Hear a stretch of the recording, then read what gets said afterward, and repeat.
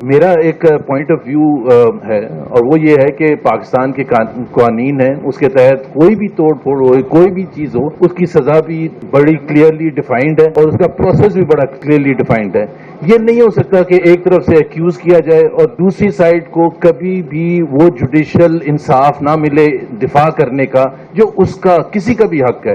10 سال کی جو سزائیں ہیں اور خاص طور پر خواتین کے لیے، جس طرح سرتاج گل ہیں، جیسے شوزیب کنول ہیں، اس سے پہلے یاسمین راشد کو سزا ہوئی تھی کچھ ہفتے پہلے، یہ بالکل ہی میرا خیال ہے اتنا خراب ہے اور ہمیں سب کو پتا ہے، کیونکہ انفارچونیٹ بات یہ ہے کہ ہماری تاریخ کا ہمیں سب کو پتا ہے کہ جیسے یہ سسٹم گرے گا وہ سزائیں بھی ختم ہو جائیں گی۔ جیسے ابھی ہم نے ریسنٹلی دیکھا کہ نواز شریف پر پتہ نہیں کتنے کیسز بنے تھے، ہر قسم کا کیس بنا تھا، لیکن جب سسٹم بدلا تو سہولت کار اتنے تھے کہ ایئرپورٹ پر وہ جب پہنچے لندن سے تو کورٹ والے خود وہاں پہنچ گئے انگوٹھے لگوانے کے لیے۔ تو انصاف کے تقاضے یہاں سے، اس لیے میرے نزدیک تو جب یہ کوئی کہتا ہے کہ نہیں یہ تو صحیح وہ ہے، انہوں نے توڑ پھوڑ کی تھی، وہ غداری کا ہو یا ہائی جیکنگ کا الزام ہو یا مرڈر کا الزام ہو، تو ہم نے پرائم منسٹرز پالیٹیشین سب پر لگتے ہوئے دیکھیں۔ تو ایک تو یہ بات ہے، دوسری بات یہ ہے کہ ہمیں ایک ایز اے سوسائٹی اس کا پراپر جائزہ لینا چاہیے کہ کس طرح سے ایک اتنا بڑا واقعہ ہوا۔ اور میرا پوائنٹ آف ویو یہ ہے کہ جب ہم بنگال کی بات کرتے ہیں، ایسٹ پاکستان کی، بنگلہ دیش کی بات کرتے ہیں، تو ہم کہتے ہیں وہ 2 ٹکڑے اس لیے ہوا کہ ہم نے اپنے بنگالی بھائیوں کا مینڈیٹ نہیں مانا تھا۔ یہی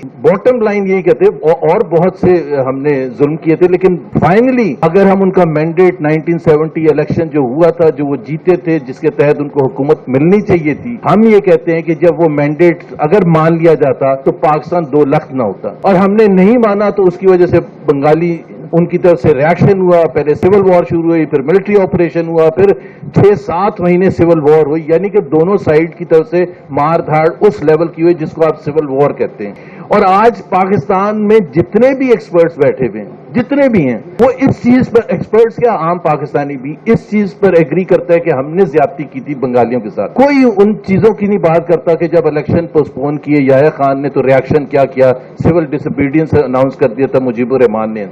میرا ایک نقطہ ہے، میں یہ کہتا ہوں کہ جنوری 2023 میں عمران خان کی جو بھی فلاز ہوں، جو بھی غلطیاں ہوں، انہوں نے کے پی اسمبلی اور پنجاب اسمبلی توڑی، جو ان کا حق بنتا ہے، جو پاکستان کا آئین پرووائڈ کرتا ہے، جس کو کسی نے کورٹ میں جا کے چیلنج نہیں کیا۔ پی ایم ایل این نے پنجاب اسمبلی ٹوٹی کے کوئی ممبر کیا ہوا کہ یہ غلط ٹوٹی ہے، غلط توڑی گئی ہے، کسی نے چیلنج نہیں کیا 160 ممبر نے، اور بلکہ اپنی مرضی کا، اپنی پارٹی کا گورنر اپوائنٹ کیا، اپنی مرضی کا کابینہ بنائی گئی۔ تو اس مرضی کے تحت آپ نے اس چیز کو ایکسپٹ کیا، تو اس چیز کا جو اگلا لائے عمل تھا وہ 90 دن میں الیکشن کرانا تھا۔ اب مسئلہ پاکستان میں یہ ہے کہ ہم بڑی بڑی جو وائلیشنز ہوتی ہیں نا، کہ ایوب خان نے آئین ہی توڑ دیا، اس کو ہم چھوٹا کرتے ہیں، اور کوئی توڑ پھوڑ ہے اس کو ہم کہتے ہیں کہ یہ دیکھیں یہ کتنی زیادتی ہوگی۔ بھائی آپ نے 2 صوبوں میں الیکشن اس لیے نہیں کرائے اور مینڈیٹ چھینا کہ اس لیے نہیں کرائے کہ 2/3 سے پی ٹی آئی جیت جاتی، اپریل 2023 میں الیکشن ہونا، اپریل کے مڈل یا اینڈ میں پی ٹی آئی کی حکومتیں بنتی ہوئی 2/3 majority in Punjab and K P, اور پی ایم ایل این کا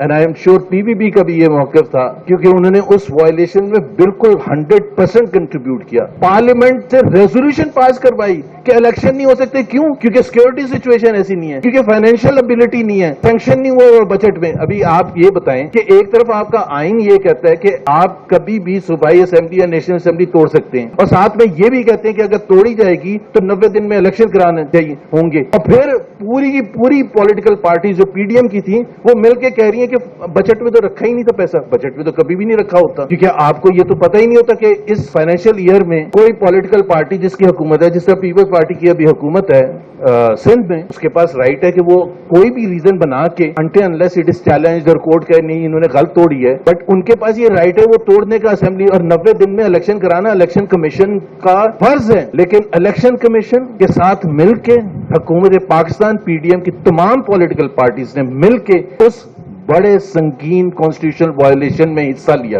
اور آج اس کی کوئی بات بھی نہیں کرتا۔ اور خاص طور پر میں پی ٹی آئی کے یہاں پتہ نہیں رہنما کوئی آئے ہوئے یا نہیں آئے ہوئے، بٹ ان کا کیس تو وہاں سے سٹارٹ ہوتا ہے کہ بھائی آپ اس کا تو جواب دیں کہ آپ نے الیکشن نہیں کرایا، آپ اس کا تو جواب دیں۔ اپریل 2022 میں جب ووٹ آف نو کانفیڈنس ہوا تو 125 نشستوں سے پی ٹی آئی نے ریزائن کیا۔ وہ ایک الگ بحث ہے کرنا چاہیے نہیں کرنا چاہیے، بٹ انہوں نے ریزائن کیا، اور الیکشن کمیشن کا فرض ہے کہ ان سیٹوں پر بائی الیکشنز کروائیں۔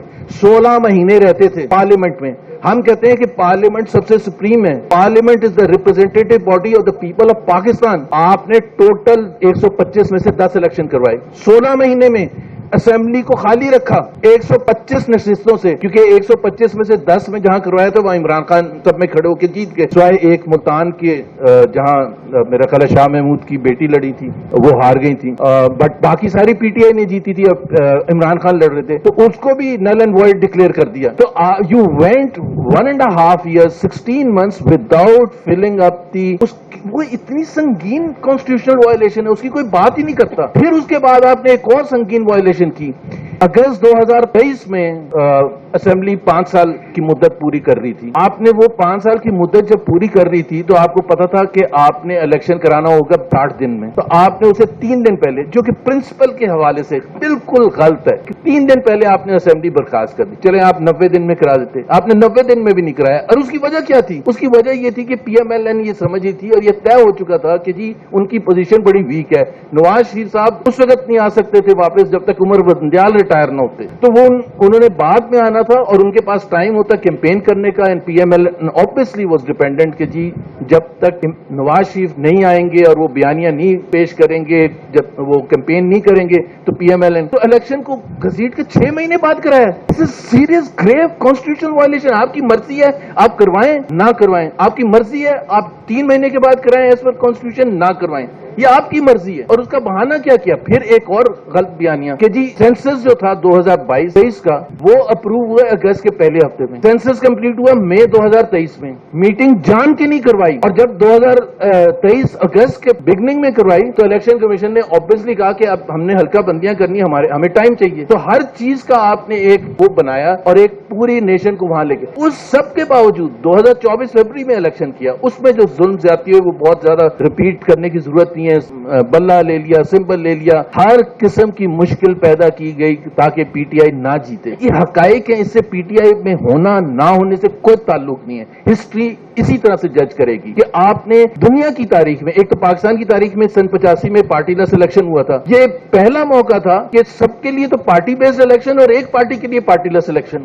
مطلب آپ فیئرنیس آپ دیکھیں کہ پی ٹی آئی لڑے گی بغیر پارٹی سمبل کے اور باقی سب لڑیں گے پارٹی کے بیسس پر. اور پھر وہ جو سینٹ کا الیکشن ہوا تھا 2018 میں, اس وقت بھی تو ثاقب نثار نے, بھائی اگر ثاقب نثار نے زیادتی کی تھی تو اس کا مطلب یہ نہیں کہ آپ یہاں اتنے بڑے پیمانے پر, وہ سینٹ الیکشن تھا, یہ نیشنل اسمبلی اور پروونشل اسمبلی الیکشن تھے. یہاں آپ کے آئین کا جو بنیادی نقطہ Pakistan will be governed by the true representatives of the people of Pakistan. کیا 2024 کی اسمبلی ٹرو ریپرزینٹیٹیوز ہے؟ اگر تو اس کا جواب نام ہے تو اس کا مطلب ہے اس کو ایکسپٹ نہیں کرنا چاہیے. یہ کہنا کہ جی پریگمیٹزم, پریکٹیکل پالیٹکس, بہت سے ہمارے ٹی وی اینکرز وغیرہ بھی ایسی بات کرتے ہیں کہ دیکھیں یہ رائٹ اور رانگ کی بات نہیں ہوتی, بات یہ ہے کہ حقیقت کیا ہے. حق نہ کریں کانسٹیٹیوشنل پروسیس کے تھرو, جیسے ایوب خان کے وقت نہیں کیا تھا, جیسے ضیاء الحق کے وقت, جیسے یحییٰ خان کے وقت نہیں کیا تھا, اور اس کے بعد Musharraf and so on and so forth. جب آپ چینج کو کانسٹیٹیوشنل پروسیس کے تھرو ڈیفائن نہیں کرتے تو چینج آتا ہے 2 سال کے بعد آئے, 5 سال کے بعد آئے, 10 سال کے بعد آئے, وہ امپلوژن کے ساتھ آتا ہے. اور وہ امپلوژن سارے سسٹم کو کاٹ کے لے جاتا ہے. ایوب خان کا سسٹم ہم نے دیکھا, ابھی انہوں نے ریزائن کیا 7:05 کا, ان کا اپنا آئین لایا ہوا ختم ہو گیا, ایبروگیٹ ہو گیا. تو اگر آپ اس قسم کی چیزیں کریں گے تو you are only waiting for the implosion, whether it takes 6 months from now, 2 years from now, 5 سال بعد یا 10 سال بعد امپلوژن ہوگا. اور اس سے صرف جس کو نقصان ہوگا ایک ہی اسٹیک ہولڈر کو. 26ویں امینڈمنٹ ہوئی ہے, 27ویں امینڈمنٹ سے ٹھیک ہوگا. جیسے 18ویں امینڈمنٹ کی تھی, 17ویں امینڈمنٹ مشرف کی لائی گئی تھی اس کو ٹھیک کرنے کے لیے, جیسے 8th امینڈمنٹ کو لائی گئی تھی ضیاء الحق کے جو کانسٹیٹیوشنل چینجز تھے اس کو ٹھیک کرنے کے لیے. یہ تو سلسلہ آپ کا کبھی رکے گا ہی نہیں. اور آج جتنی لیڈرشپ بیٹھی ہے ان کو بھی یہ پتا ہے کہ یہ جو بھی سسٹم آج چل رہا ہے, یہ جو جوڈیشری کی اپوائنٹمنٹس کا سسٹم ہے, جس میں آپ نے بڑا سمپل سا کر دیا ہے, جو میں سب نے کرٹیسائز کیا, بٹ اس میں جو سب سے بڑا کرٹیسزم بنتا ہے, پہلے بھی ہمارے ثاقب نثار ہوں, افتخار چودھری ہوں یا دوسرے چیف جسٹسز یا ججز آئے تھے, انہوں نے بھی کوئی ایسی شائننگ ایگزامپلس نہیں قائم کی تھی. تو جب حکمران جماعتیں یہ گلا کرتی ہیں کہ جی پہلے والا سسٹم جو تھا وہ تو بالکل ہی خراب تھا, لیکن پہلے والے سسٹم میں آپ نے ایگزیکٹو کو پاور نہیں دی تھی کہ ایگزیکٹو کے سبسروینٹ ہو جائے, کہ جوڈیشری کی اپوائنٹمنٹ جو ہے وہ ایگزیکٹو بیٹھ کے کرے. اور وہ یہ والی ایگزیکٹو جو خود جس کے پاس مینڈیٹ نہیں ہے وہ طے کریے کہ چیف جسٹس کون ہوگا, وہ طے کریے کہ کانسٹیٹیوشنل बेंच होगा जिसमें ये जज लगेंगे, वो तय कर रही है कि कोई इंडिपेंडेंट माइंडेड जजेस हैं वो ना आ जाएं और वो ना फैसले करने पड़े, तो फिर तो किसी के पास इंसाफ की उम्मीद ही खत्म हो जाती है।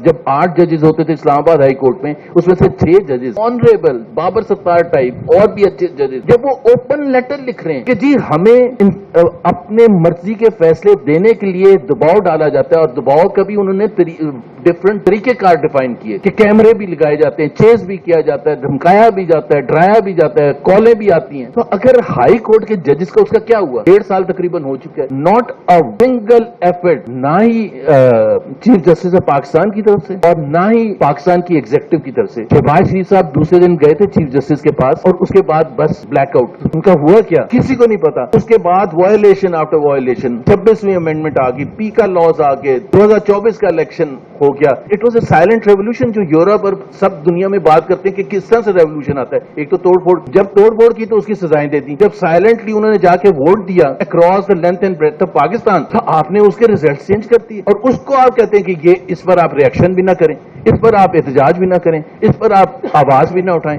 So I think Pakistan has to move forward, और सबसे ज्यादा इंपॉर्टेंट स्टेक होल्डर मैं फिर कहूंगा कि पाकिस्तान की अवाम है, और पाकिस्तान की अवाम जिस मुश्किलात में है, वो जो ये एक मीटिंग हो गई और एक अमेरिका के सदर ने ये कह दिया, ये तो हमने वाकयात पाकिस्तान की तारीख में पढ़े। मुशर्रफ साहब के जमाने में नहीं होता था, अयूब खान को कैनेडी एयरपोर्ट रिसीव करने जाता था, और प्रेसिडेंट रीगन जो थे, जनरल जियाउल हक को जिस तरह से ओवल ऑफिस में उनको बुलाते थे और उनकी तारीफें करते थे, और जनरल जब मुशर्रफ थे तो टोनी ब्लेयर जो ब्रिटिश प्राइम मिनिस्टर थे, और जो प्रेसिडेंट बुश, और तीसरे बड़े अहम लीडर मुशर्रफ साहब थे। आज पाकिस्तान की मईशत कहाँ खड़ी है? मलेशिया के कभी प्राइम मिनिस्टर को देखा है कि जी वो ओवल ऑफिस बुलाया गया? इंडोनेशिया के प्रेसिडेंट को देखा है? सिंगापुर के? किसी को नहीं। हम समझते हैं कि ये हम अमेरिका के सेंटो और सीटों के मेंबर बन जाएंगे तो हमारी तमाम मुश्किलात, अपनी कंट्री को नहीं फिक्स करना। और आज उठा के कोई भी इंडिकेटर उठा के देख लें, खास तौर पर ह्यूमन डेवलपमेंट इंडिकेटर्स उठा के देख, जो रियल डिफाइन करते हैं हैप्पीनेस ऑफ अ कंट्री, तालीम, सेहत, साफ पीने का पानी,